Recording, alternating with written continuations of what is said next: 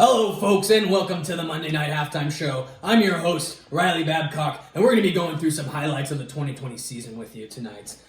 It's been an interesting year for the league with coronavirus and a global pandemic going on during this season. We also had to deal with a massive amount of injuries in the early weeks of the season. Ultimately, it led to a great race to the playoffs. Now, with all that said, let's go on and get into the highlights.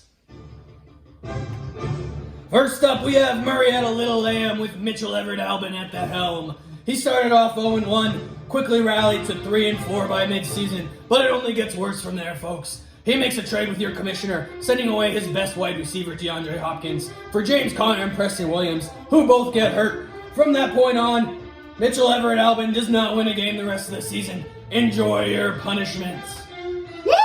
Next up, we have Rumbling, Bumbling, Stumbling with Michael Babb at the helm in the GM chair. He had a rough 1-0 start, but fights back to 4-3 by mid-season. Then, the poison trade comes into account, and Rumbling, Bumbling, Stumbling doesn't win a game the rest of the season, and rumbles and bumbles and stumbles his way to 13th place. At least he didn't get last 2 years in a row, folks. Better luck next year, Michael. Next up, we have Scary Terry and Jerry, with Jerry Goldie at the helm. He starts off 1-0, and it's all downhill from there, folks. He's 2-5 at mid-season, and ends with a 4-9 record in 12th place, with perhaps the most mediocre team in the league this year. Jerry said sayonara to the playoffs. Better luck next year, Mr. Goldie. Next up, we have Get Fucked Farmer Duck, with Josh May at the helm. He surely did get fucked, folks, and he followed up a shitty draft position with even shittier draft selections. He starts off 0-1, we get to mid-season, and he's at 2-5. It's desperation time for Farmer Duck. He decides to send Lamar Jackson over to Jerry Goldie for David Johnson and Darrell Henderson, both of whom get hurt. Josh ends up with a 4-9 record in 11th place. Better luck next year, Mr. May.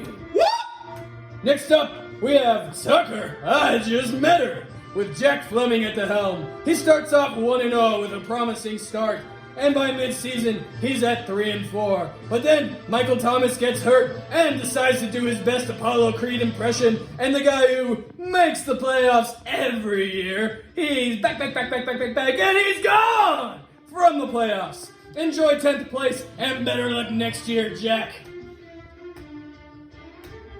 Next up, we have Alvin Allen Saquon with Will Albin at the helm.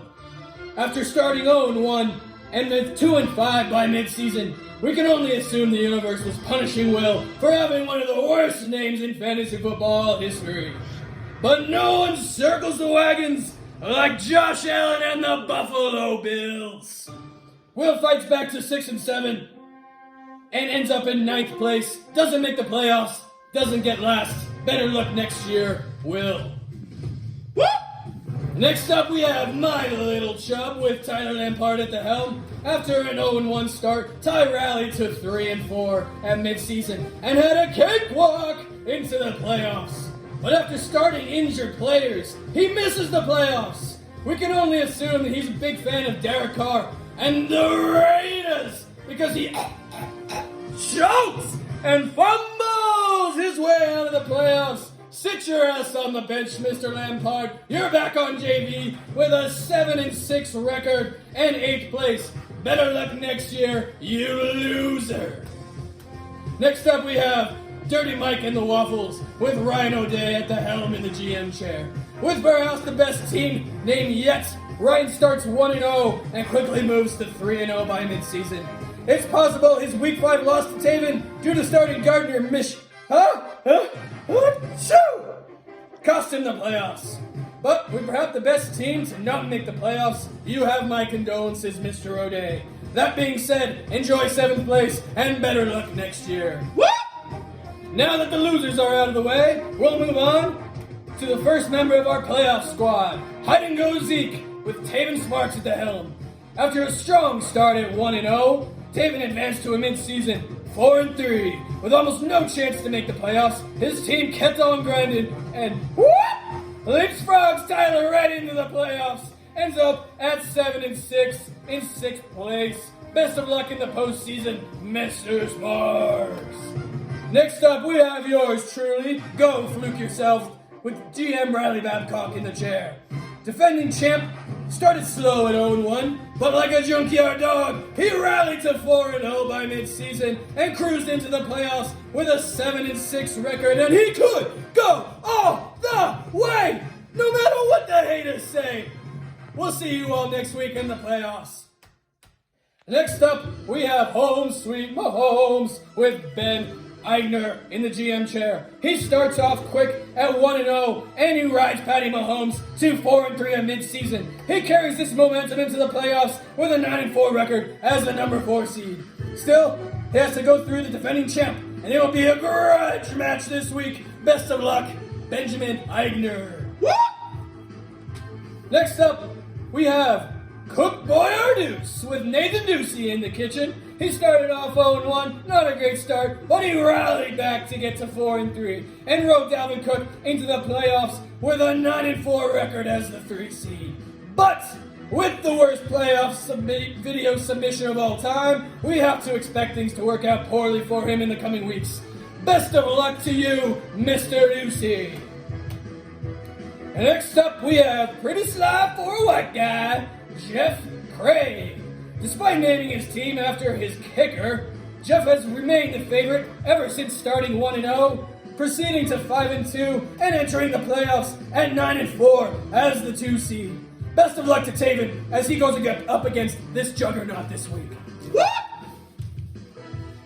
And last, and certainly least, we have Vote Don Exotic with Brad Hale in the GM chair.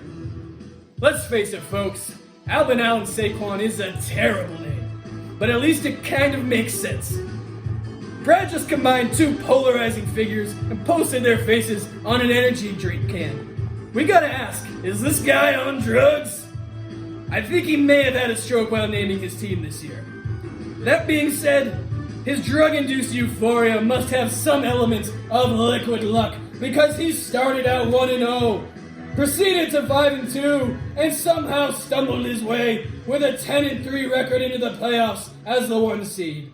But with a horrible team name and a first-round bye, expect his team to cool down and exit with a one-and-done playoff appearance, living up to his true name, Mr. Bye-Week Bradley. What? It's playoff time, baby! Enjoy the second half coming up next.